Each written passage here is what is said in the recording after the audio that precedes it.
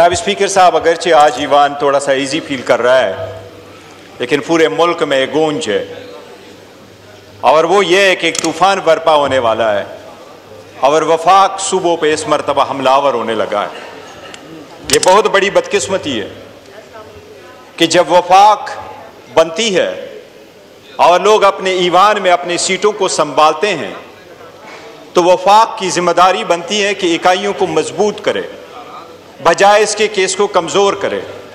इस हुकूमत को तो शुक्र करनी चाहिए थी जब 16 सीटों के साथ आकर के इन्होंने पूरी हुकूमत संभाली।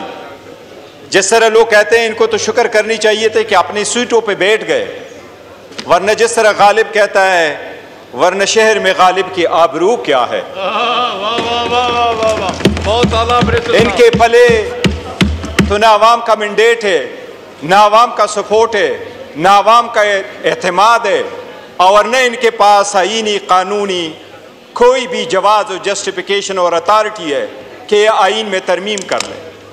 पहले तो ईवान में हमारी सीटों से होकर के अपनी मेजॉरिटी पूरी कर ली, लेकिन जनाब स्पीकर आइन में तरमीम करना एक सीरियस इशू है।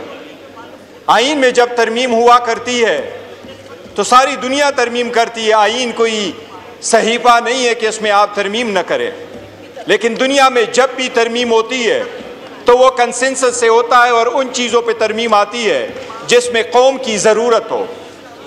इंडिया के आइन में 106 तरामीम हुई है, लेकिन सिर्फ 3 मरतबा उनकी हुकूमत के पास 2/3 मेजॉरिटी थी, बाकी कभी मेजॉरिटी उनके पास नहीं रही, लेकिन वो तरमीम एक कंसेंसस के साथ हुई है। अमेरिका में एक मरतबा जजेस को बुलाया गया जुडिशरी कमेटी के सामने और उन्होंने कहा कि यूएसएसआर इसलिए कमज़ोर हो गया है और अमेरिका इसलिए मजबूत है कि अमेरिका में रूल ऑफ लॉ है, और यूएसएसआर इसलिए कमज़ोर हो गया है कि वहाँ सारे इख्तियारात एक बंदे में सुपुर्द कर दी गई, उसमें ताकत दिया गया।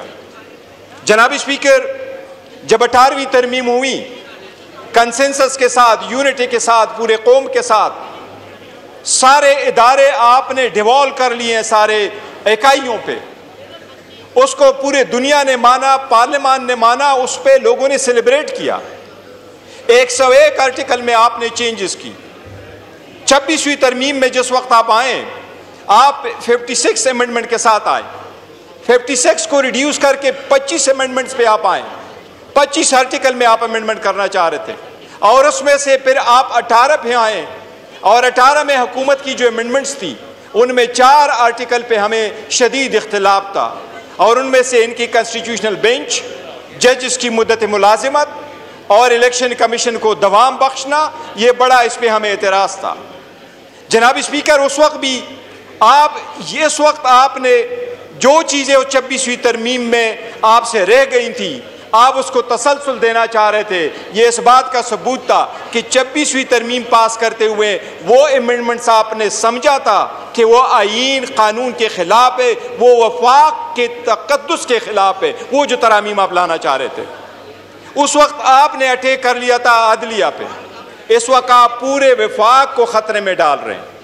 जनाब स्पीकर, जो लीक हुआ है, पहली बात तो यह है कि क्यों इतना बड़ा तरमीम अवाम के पास, ईवान के पास, नुमाइंदों के पास ए लीक आउट वर्शन के सामने लोगों के पास आ जाए। जनाब स्पीकर, मैं 4 पॉइंट्स अर्ज करूंगा। सबसे पहले मैं 27वीं तरमीम पे बात करना चाह रहा हूं। जनाब स्पीकर, आपने कहा कि एजुकेशन और पॉपुलेशन को वफाक से को हमने देने हैं सूबों से लेके। एजुकेशन अब इर्रिवर्सिबल है। एजुकेशन दुनिया में हमारे आइन ने हमें डाल दिया कि एजुकेशन फंडामेंटल राइट्स है। अमेरिका के आइन में कहाँ लिखा है कि एजुकेशन फंडामेंटल राइट्स है? लेकिन ये सरकार स्टेट करती है। आपने जब एजुकेशन को डिवॉल्व किया तो उसके साथ 2700 स्कूल और कॉलेजेस आपने सूबों को दे दिए। इसको आप इस स्टेज पे रिवर्स कर रहे हैं, जबकि KPK की हुकूमत कोशिश कर रही है कि जब से ज़्यादा वो अपने पॉलिसी के मुताबिक ज़्यादा कंसंट्रेट करे वुमेन एजुकेशन पे। ये तो कभी आपकी वफाक की पॉलिसी नहीं रही।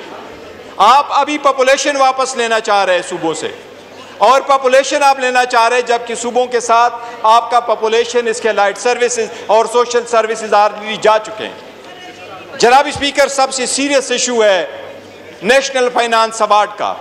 सुबह इस वक्त इंतजार कर रही हैं कि 11वां अवार्ड कब आएगा।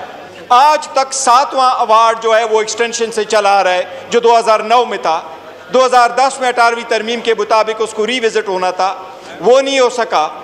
8 और 9 को दोबारा कर रहे थे, 8 नहीं हुआ। जनाब स्पीकर, आप नेशनल फाइनेंस अवार्ड के मुतालिक जो आर्टिकल 160 है, आज तक जब से आईन बना है उसमें कभी किसी ने अमेंडमेंट नहीं की, उसको कभी किसी ने नहीं छेड़ा। 2010 में जब 18वीं तरमीम हुई तो उसमें यह यकीन दहानी कराई गई सूबों को कि नेशनल फाइनेंस अवार्ड में आपका शेयर हमेशा नए अवार्ड में प्रीवियस अवार्ड से कम नहीं होगा। इसलिए अगर आप प्रीवियस अवार्ड को कम कर रहे हैं, आप अपने अभी पाक के पीके का हिस्सा है आपके पास फॉर इंस्टेंस 14.28% है, जबकि अभी 19% होना चाहिए, और आप इसको रिवर्स कर रहे हैं, तो आप पूरे वफाक को दाव पे लगा रहे हैं। ये बाज़ लोगों को ये पावर देना, ये से वफाक को ख़तरे में पड़ जाएगा। जनाब स्पीकर, लास्ट टाइम जब हम बात कर रहे थे तो आर्टिकल 243 में अमेंडमेंट आ रही थी। मौलाना साहब आए, मौलाना साहब को पता है इनके साथ हमने बड़ी कोशिश की। शायद इस मरतबा हमें मौलाना साहब के घर के चक्कर नहीं लगाने पड़ेंगे और आपके साथ शायद कमेटी में भी नहीं बैठना पड़ेगा, लेकिन हम अपना आवाज़ एहतजाज के तौर पर ईवान पे उठाएंगे कि ये ईवान पे हमला है। जनाब स्पीकर, वो कमेटी जो हमने बनाई थी, जिसमें हम पेश हुए थे, जिसमें मौलाना साहब ने लास्ट नाइट पे उन्होंने बड़ी उसको सेव किया था, हम उम्मीद कर रहे थे कि कॉमन सेंस प्रिवेल करेगा। जनाब स्पीकर, ये ऐसा वक्त है कि कौम बहुत डिवाइड हो चुकी है, तनाव बहुत बढ़ चुका है, दहशतगर्दी अरूज पर है, खसारा टॉप पर है, लोग अपनी जिंदगी को मजीद दाव पे नहीं लगा सकते। इस वक्त पाकिस्तान की सालमियत का फिक्र करो, खतरे में ना डालो बाज लोगों के लिए। जनाब स्पीकर, कॉन्स्टिट्यूशनल कोर्ट खत्म होकर के बेंच आया, वहां आर्टिकल 243 में आप अमेंडमेंट करना चाह रहे थे। उस वक्त आप उस लॉस को प्रोटेक्शन देना चाह रहे थे। जनाब स्पीकर, आईन में तरमीम इस ईवान का हक है, और इस ईवान में एग्जैक्ट उन लोगों का हक है जो मैंडेट लेके अवाम के पास आए हों। हम समझते हैं कि 27वीं तरमीम इस ईवान के रूह के मनाफी है, आइन के रूह के मनाफी है। हुकूमत होश के नाउन ले, इस स्टेज पे कौम को मजीद डिवाइड ना करे, कोई ऐसे तरमीम ना लेके आए जैसे आदलिया मजीद दाव पे लग जाए। ऑलरेडी डेमोक्रेसी बड़ी फ्रेजल है, आपके आदलिया पे आवाम का कोई एतमाद नहीं रहा। जनाब स्पीकर, मैं आपको एक चीज़ अपना याद करा रहा हूँ।